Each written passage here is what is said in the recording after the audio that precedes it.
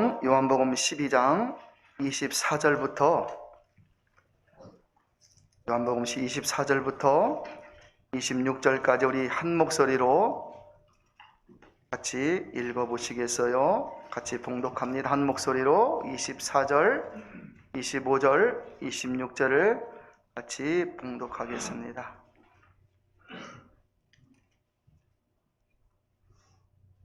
내가 진실로 진실로 너희에게 이르노니 한 알의 밀이 땅에 떨어져 죽지 아니하면 한 알 그대로 있고 죽으면 많은 열매를 맺느니라. 자기 생명을 사랑하는 자는 잃어버릴 것이요 이 세상에서 자기 생명을 미워하는 자는 영생하도록 보존하리라. 사람이 나를 섬기려면 나를 따르라.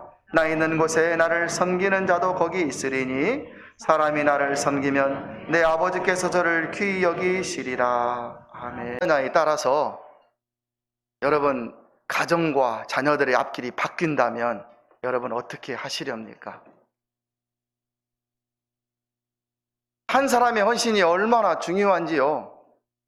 한 사람 때문에 나라가 바뀔 수가 있고 한 사람 때문에 가정이 바뀔 수가 있습니다. 그 한 사람이 복의 통로가 되면 그를 통하여 많은 열매를 거두게 됩니다. 세상에서도 잠을 안 자고 노력하면 다른 사람보다 앞선다고 하는데 여러분 신앙 안에서 정말 무엇인가 하나님께 헌신을 하고 수고를 할 때 열매를 많이 거두게 됩니다. 클레멘트 오웬이라고 하는 미국 선교사가 있습니다. 1800년대 말에 조선 한국에 왔습니다. 생명을 이 한국에 바칩니다. 그런데요, 그 바친 것으로 끝나지 아니하고 젊어서 죽게 되는데, 그런데 그 헌신으로 많은 열매들이 거두어지게 됩니다. 클레멘트 오웬 선교사는 신학교를 졸업하고 바로 한국에 오려고 했어요. 마음이 너무 뜨거웠기 때문에 한국에 빨리 이 조선 땅에 가고 싶었습니다. 그런데 사람들이 말하기를 의사가 되어 가야 더 좋다. 그래서 명문 버지니아 대학교 의과대학에 들어가 졸업을 합니다.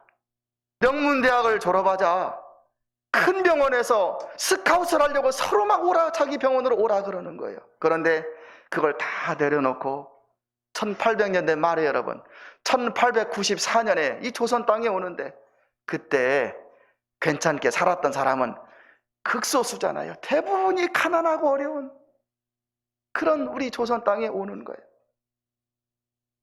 조선 땅에 와서 광주를 선교 중심센터로 삼고 병자들을 돌보기 시작합니다. 저 어렸을 때 돈 없어서 병원 저 어렸을 때만 해도 병원에 못 갔어요. 어지간하면 그냥 집에서 민간요법으로 버티는 겁니다. 그런데 1800년대 말 1900년대에 얼마나 우리나라가 여러분 가난한지, 그때 무슨 의술로 치료를 받고 그런 것이 있었겠습니까? 수많은 병자들이 몰려드는데 그러면서 또 짬을 내서 전도를 하는데 여러분 조선 땅에 온 지 8년 만에 과로로 쓰러집니다. 너무나 몸이 막말로 축나고 과로로 쓰러지게 되자 미국 본국으로 돌아가 2년 정도를 요양을 하고 1904년에 다시 광주로 오는 거예요.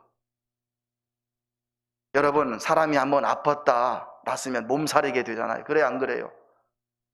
그런데 클레멘트 오웬 선교사는 2년 만에 다시 광주로 옵니다. 와서 거기 보니까 화순, 보성, 고흥, 광양, 해남, 완도, 목포 등지를 다니면서 병자를 돌보고 전도를 하기 시작하는데요.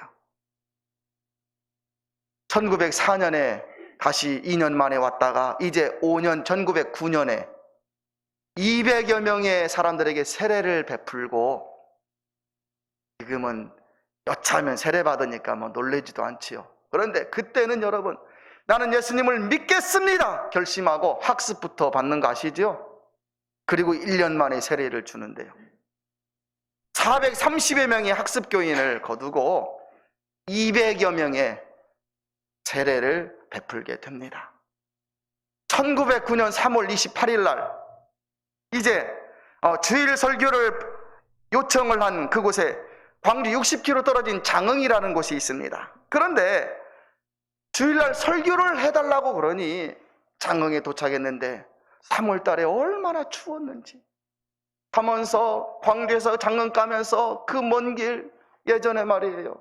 차도 없고 추위에 떨어갔다가 그날 저녁에 고열에 시달리고 너무너무 고생을 했는데 다음 날 교인들이 하도 이 선교사님이 안 오니까 그 묵었던 숙소에 가보니 쓰러져 있는 거예요.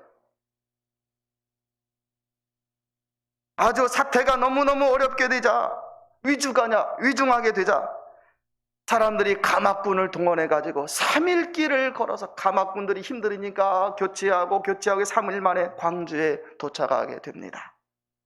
광주에서 윌슨 선교사에게 진찰을 받아 잠시 호전이 되었는데 다시 악화가 됩니다. 그래서 목포에 있는 포사이드 선교사에게 빨리 오라고 전보를 치는 거예요. 포사이드 선교사가 목포에서 모든 진료를 다 내려놓고 이제 광주를 출발했는데 육로로 오면 멀으니까 목포에서 배를 타고 영산포까지 오게 됩니다. 영산포에서 도착해 보니 최흥종이라는 청년, 이제 이름을 기억하십시오. 최흥종 청년이 말잡이, 말의 앞에서 말의 고삐를 잡고 이렇게 가는 말잡이 하려고 말이 기다리고 있는 거예요. 그래서 이제 포사이드 선교사가 말을 타고 최흥종 말잡이가 앞에서 인도해서 이제 달리다시피 해가지고 이제 광주로 오게 되었는데 중간에 그 추운 겨울날 눈이 많이 왔는데 길 옆에 어떤 여인이 쓰러져 있는 거예요. 지금 클레멘트 오웬 선교사가 광주에서 사경을 헤매니까 그냥 오면 되는데 이 포사이드 선교사가 그걸 지나칠 수가 없어서 내려서 살펴보니 온몸이 고루무루 막 저런 나병 환자 여인이 그 길 옆에 쓰러져 있는 겁니다. 자기 외투를 벗어서 여인에게 입히고 감싸고 여인을 들어가지고 자기 말에다 태우는데 여러분 나병 환자 옆에 가는 거 무서워하잖아요. 그때 옮을까봐, 옮으면 죽으니까. 그런데 이 포사이드 선교사가 그 고름이 철철 흐르는 그 여인을 안아서 말에다 태우고 자기는 걸어서 광주까지 오는데 걸어서 오니까 지체되어가지고 클레멘트 오웬 선교사가 광주에서 숨을 거두게 됩니다. 42살, 한국에 온 지 15년, 갓난아기 아기가 3명 있었어요. 오웬 선교사가 죽으니 40일 만에 넷째 아이가 40일 만에 유복자로 태어나게 됩니다. 그때 만삭의 몸이었다는 것이죠. 만약에 오웬 선교사가 조선에 오지 않았더라면 그렇게 빨리 죽지 않았을 것입니다. 또한 포사이드 선교사가 광주로 말 타고 오면서 그 여인을 그냥 지나쳤더라면 어쩌면 오웬 선교사는 살았을지도 모릅니다. 그런데 여러분,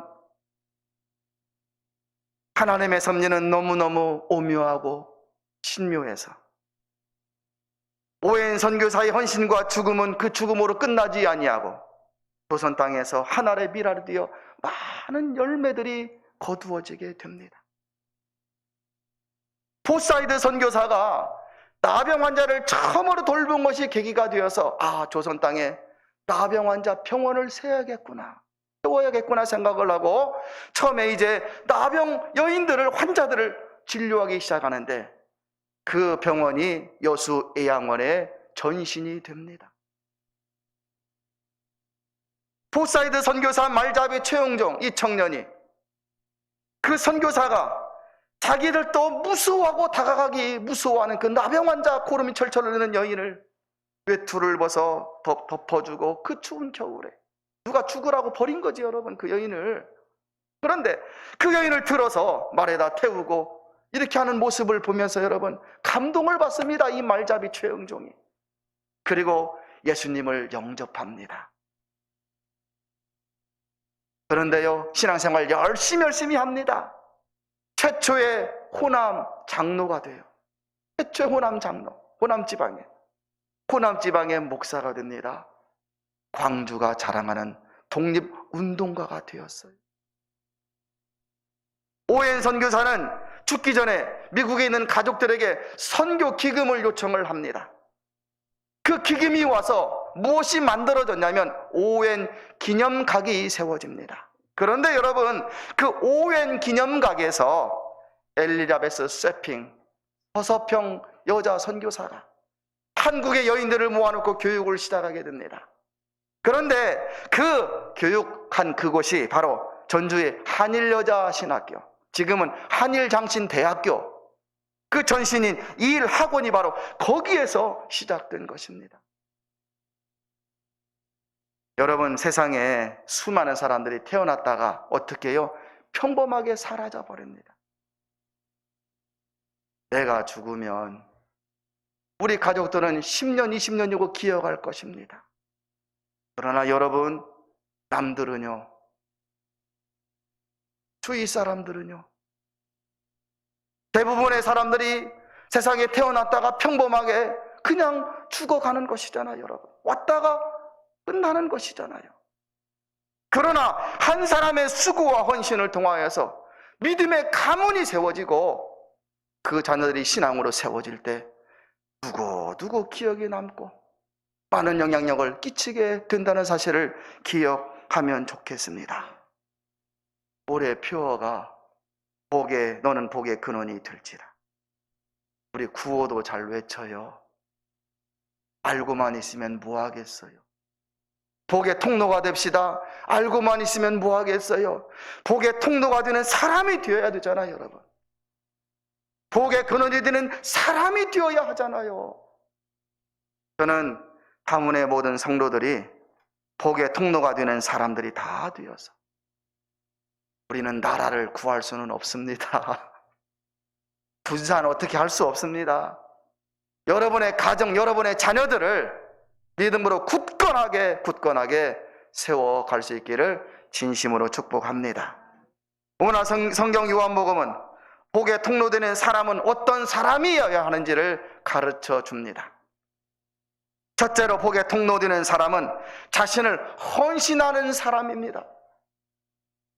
여러분은 가정과 자녀를 정말 형통한 사람으로 가정과 자녀를 복되게 세우고 싶어 할 것입니다. 하나님 안에서 얼마든지 이해가 됩니다. 저는 우리 어머니를 통하여 제가 체험한 사람이잖아요. 아무것도 없어. 몸뚱이, 그 육신. 그러나 오직 하나님, 오직 교회로 살았다. 저는 하나님 안에서 얼마든지 하나님은 인생을 복되게 만들어주시는 분이라는 사실을 제가 체험했고 여러분에게도 자신 있게 말할 수 있습니다. 오늘 성경에 보니 24절 하나님의 미달이 땅에 떨어져 죽으면 많은 열매를 맺느니라. 죽으라는 말이 아닙니다. 이 성경 말씀을 잘 이해해야 됩니다. 미랄이 떨어져 죽어야 열매를 맺는다. 미랄이 떨어져 죽는다는 말은 여러분의 수고와 헌신을 말하는 것입니다. 비슷한 말이 있습니다. 눈물을 흘리며 씨를 뿌리는 자는 기쁨으로 거두리로다, 그 말이에요. 씨를 뿌리러 나가는데 왜 눈물을 흘립니까? 지금 그 얘기를 하는 게 아니잖아요, 여러분. 눈물을 흘리며 간절히 기도하고 하나님을 찾고 붙잡고 의지하면 반드시 기쁨으로 열매를 거두게 된다라는 말이지요. 많은 사람들이 복을 받고 누리기를 싶어하지만 정작 희생과 헌신하려고는 안 합니다. 생각해 보십시오. 남들보다 기도하는 시간이 내가 많은가요? 남들보다 모든 예배에 최선을 다하고 있나요? 남들보다 성경을 열심히 읽고 쓰고 있나요? 남들보다 전도를 더 열심히 하고 있나요? 하나님은 살아계신 분이라고 하고 우리의 생사화복을 주관하시는 분이라고 여러분 알고는 있잖아요. 그 하나님께 남들보다 무엇인가를 더 힘쓰며 신앙으로 위하는 것이 있는지 한번 보시라, 그 뜻이에요. 여러분, 우리 예전 우리 어머니들을 보면 새벽에 일어나 옷을 단정히 입고 장독대 위에 물 한 종기 떠놓고 전쟁에 나간 남편이든지 아들 장대의 미래를 위해서든지 간절히 한 소원이 있을 때 이름 모를 신에게 정성을 들이며 소원을 빌었잖아요. 또한 부엌 중앙에, 부엌에 옛날에 아궁이 들어가면 큰 이 솥이 가운데 있지 않습니까? 그런데 그 솥 뒤에 보면 꼭 정한수라고 이렇게 그릇이 하나 있어요.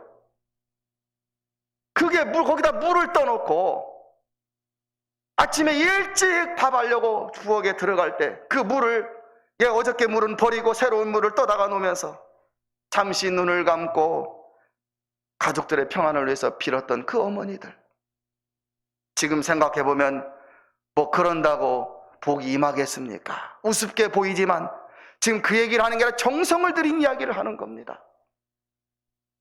그런데 오늘날 그런 간절한 모습이 거의 없어져 버렸습니다. 아프면 병원에 가고 실패하면 운이 없는 것이고 소원이 있어도 매달리지 않고 정말 인생과 가정을 놓고 간절히 하나님께 매달리는 사람들이 적어졌습니다. 그러나 여러분, 하나님은 복을 주시는 분.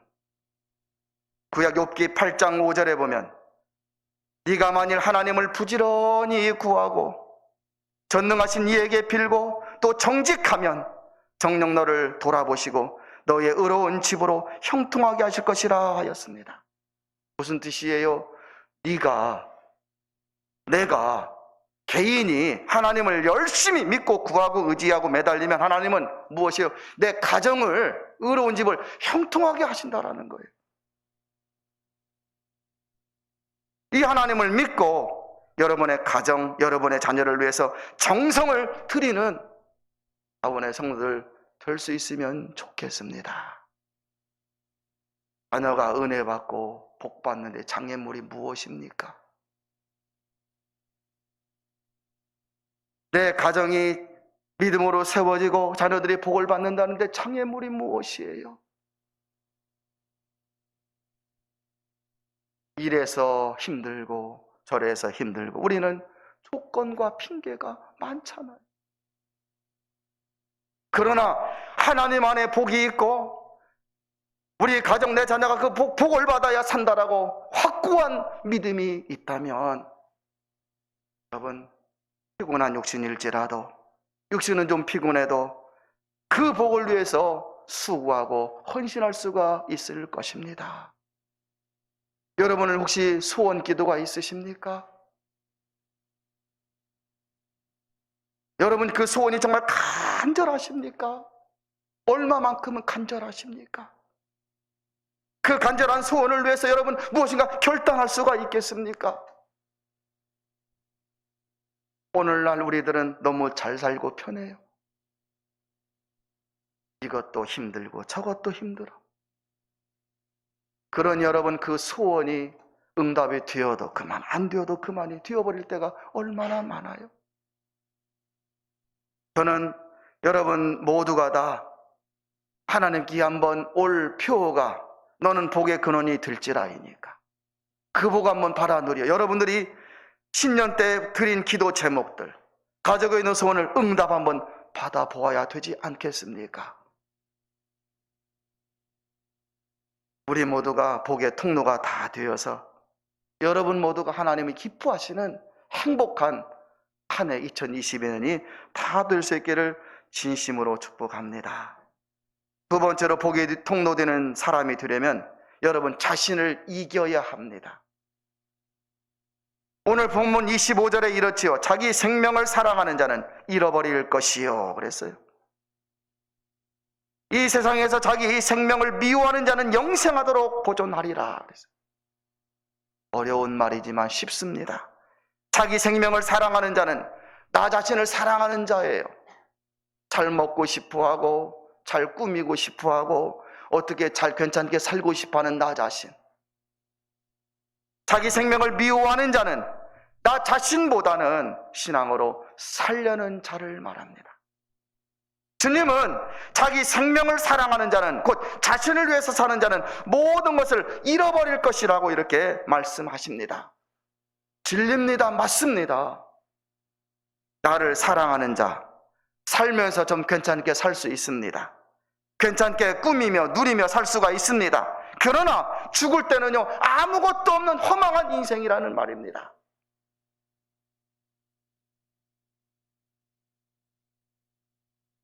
방송에서 보니 박근영 씨 있죠, 여러분. 탤런트 박근영 씨. 올해 82세더라고요, 보니까. 박근영 씨가 한 말이 참 내 가슴에 와 닿았습니다. 82세 된 박근영 씨가 무슨 말을 했냐면, 남은 시간, 내 남은 시간이 얼마 될지 몰라. 남은 시간 동안 참 행복해지고 싶다 그랬어요. 행복해지고 싶대요. 남은 시간이 얼마 될지 몰라. 여러분, 여러분의 남은 시간은 얼마인지 아십니까? 그 누구도 인생을 장담할 수 없습니다. 멕시코에 관광을 간 관광팀들이 있더라고요. 보니까 동영상에 나왔는데요. 아주 기암절벽이 있는데 바닷가에서 보트를 타고 지금 그 기암절벽을 구경하는데, 여러분, 이런 일이 일어날 수가 있습니까? 그 기암절벽 큰 돌 한 조각이 쪼개져 가지고, 혹시 보신 분 계실지 모릅니다. 그 보트가 지금 그 밑에 여러 대가 있는데 한쪽이 쪼개져 가지고 그걸 막 덮쳐버리는 거예요.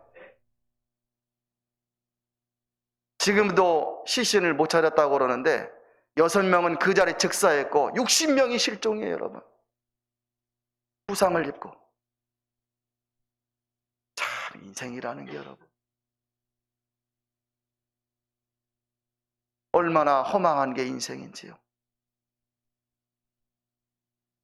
신앙으로 그러나 살려는 자는 영생하도록 보존된다 하였습니다. 무엇이 보존됩니까? 믿음의 가문으로 세운 가문이 보존되고, 자녀들의 신앙이 대물림이 되어 보존되고, 결국은 구원을 받기에 다 보존되는 것이지, 여러분. 물고기는 잠잘 때 눈을 감고 잘까요? 뜨고 잘까요? 물고기는 잠잘 때 눈을 감고 잘까요? 뜨고 잘까요? 물고기는 잠잘 때도 눈을 뜨고 잔답니다. 그런 것 같아요, 보니까. 그러면 물고기는 죽을 때 눈을 감을까요? 뜰까요? 물고기는 죽을 때도 눈을 뜨고 있답니다. 맞는 것 같아요, 여러분. 그래서 우리는 생선 살아가면 무엇을 쳐다보아요? 이 물고기가 싱싱하냐 안 싱싱하냐, 죽은 지 오래됐냐 짧게 됐냐, 무엇을 보면 알아요? 눈을 보면 아는 거예요. 다 뜨고 있어. 초대교회 기독교인들이 그 핍박을 피해서 로마 지하동굴 카타콤으로 도피해서 300년을 삽니다. 신앙을 지키려고. 아니, 예수님이 누구시길래, 그 신앙이 무엇이길래 부인 좀 하면 살지, 왜 나만 고생하는 게, 내 가정도 데리고 가족도 데리고 지하 공동묘지로 들어가는 거예요. 300년을 살아. 여기 계신 분들 어떻게 하실래요? 핍박이 있다면 어떻게 하시렵니까? 그런데 그들은 카타콤 벽면에 물고기 모양의 그림을 그리는 거예요. 예전에 차 뒤에다가 많이 붙이고 다녔어요.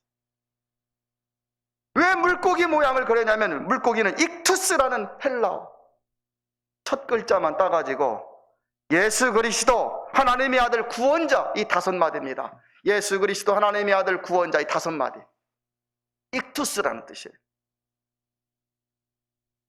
신자들은 만날 때마다 누가 먼저 하든지 이 물고기 모양을 그립니다. 무슨 뜻일까요? 나는 영적으로 깨어 있으니 당신은 영적으로 깨어 있습니까? 서로 격려한 것이죠, 여러분. 물고기 모양을 그리면 나는 깨어 있는데 당신은 깨어 있습니까? 격려한 거예요.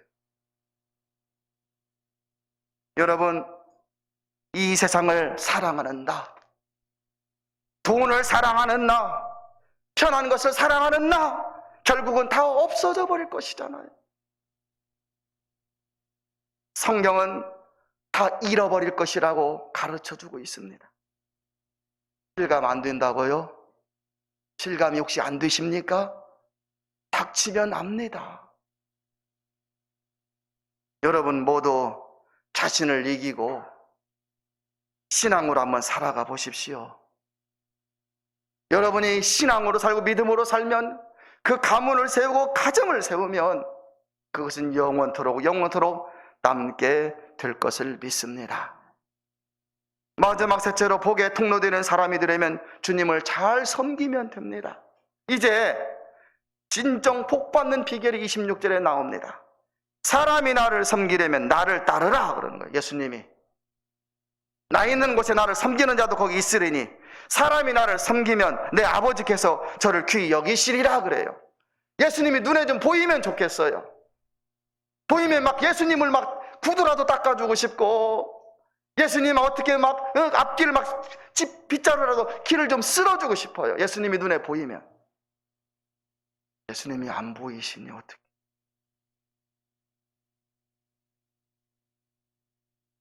성령으로 이 땅에 임하셔서 교회를 세우셨으니, 우리는 예수님 생각할 때 교회는 주님의 몸된 교회라 말을 하잖아요. 주님의 몸된 이 교회를 섬기는 것이 바로 예수님을 섬기는 겁니다. 어떤 봉사든지 하면서 살아가십시오. 예수님이 그것을 귀히 여겨 주십니다. 26절에 뭐라고 나와 있지요? 나를 섬기면 누가요? 하나님이. 나를 섬기면 내 아버지께서, 그러니까 하나님께서 저를 귀히 여기시리라 그러는 거예요. 여러분 교회에 왔다 갔다 하시면서 이 예배도 드린다고 하잖아요. 마음을 드리고 정성을 드리십시오. 그냥 앉았다가 손님처럼 가지 마시고, 예배를 섬기고 예배로 섬기고 마음을 드리고 정성을 드리는 사람, 예배로 섬기는 거예요. 물질로 섬기는 분이 있습니다. 이런 무상 저런 봉사로 섬기시는 분들이 있습니다. 하나님은 저를 귀히 여겨 주십니다. 일본의 유명한 정치인인 가라오카 선생이 있어요. 나중에 국회의장이 되셨는데 젊을 때 정치 문제로 감옥에 들어갔습니다. 들어가니 쫄병이라 변소 청소를 시키는데, 그런데 막 속에서 우라통이 터지는 거예요. 냄새나는 이 변소 청소.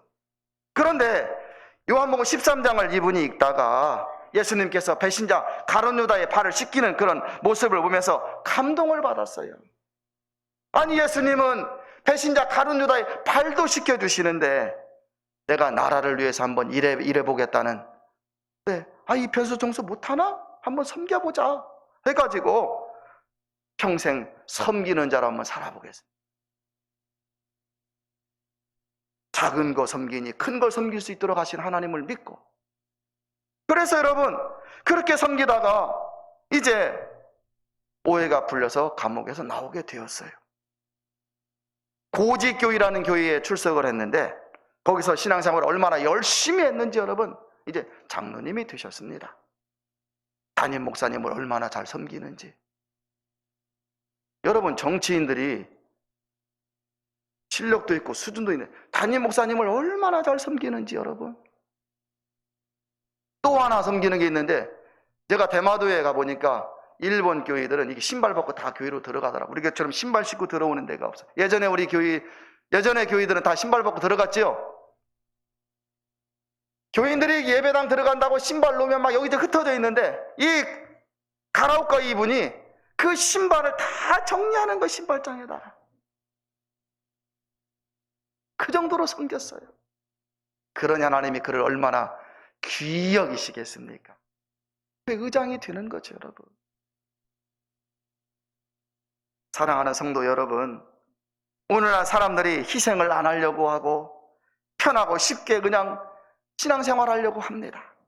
그러나 성경은 하늘의 미랄처럼 헌신하면 많은 열매를 거두고 자기 생명을 미워하면 영생하도록 보존하고 주님을 섬기면 하나님이 저를 귀히 여겨주신다라고 분명히 약속하고 있습니다. 이런 사람이 복의 통로되는 사람입니다. 여러분 자녀들, 가정 여러분에게 달려 있습니다. 그냥 괜찮게 지금 살고 있으니까 괜찮아, 그게 아닙니다. 여러분, 세상이 얼마나 험한 세상인지요. 작은 일만 생겨도 당장에 눈물 나는 것이 여러분 우리의 가정이고, 작은 일만 생겨도 그냥 금 가는 게 우리의 인생이잖아요. 저는 여러분들이 예전 우리 어머니, 아버지 그들의 드린 정성 조금이라도 본받아서 신앙으로 하나님을 잘 믿고 살면 좋겠습니다. 여러분의 가정, 여러분의 자녀들이 여러분에게 달려있다고 한번 생각을 해보십시오. 못 드릴 정성이 없습니다. 못할 일이 없습니다. 우리 다운교회도 일천번제를 합니다. 일천번제 다 끝나고 어느 권사님에게 제가 그랬어요. 권사님, 일천번제 끝나면 어떻게 하실래요? 글쎄요, 또 하세요. 죽는 날까지 하세요. 어느 분은 만번제 했다고 그랬잖아요. 여러분, 그렇죠? 그런 분도 계시는데 살면서 하나님의 은혜가 무엇인지를 반드시 경험해 보아야 되지 않겠습니까? 여러분, 헌신을 드리고 나의 막 무엇인가를 하나님께 드리는 겁니다. 저는 우리 다운교회 안에 그런 성도들이 많이 있어서 그런 성도들 때문에 행복하고 기쁘고 감사하고, 여러분의 가정들이 다 믿음으로 든든하게 튼튼하게 세워지고, 여러분의 자녀들을 바라보면 지금 힘들어도 소망이 넘쳐요. 부모님이 기도하니, 저 부모가 기도하니 그 가정, 이 자녀 걱정이 별로 덜 되고, 그런 믿음의 훌륭한 가정들, 가문들이 많이 세워주시기를 소망합니다. 올 한해 여러분 모두 수고와 노력으로 복의 통로되는 사람들이 다 되어서 여러분의 인생, 가정, 자녀들을 복되게 만들어 가시기를 진심으로 축복합니다. 아멘. 우리가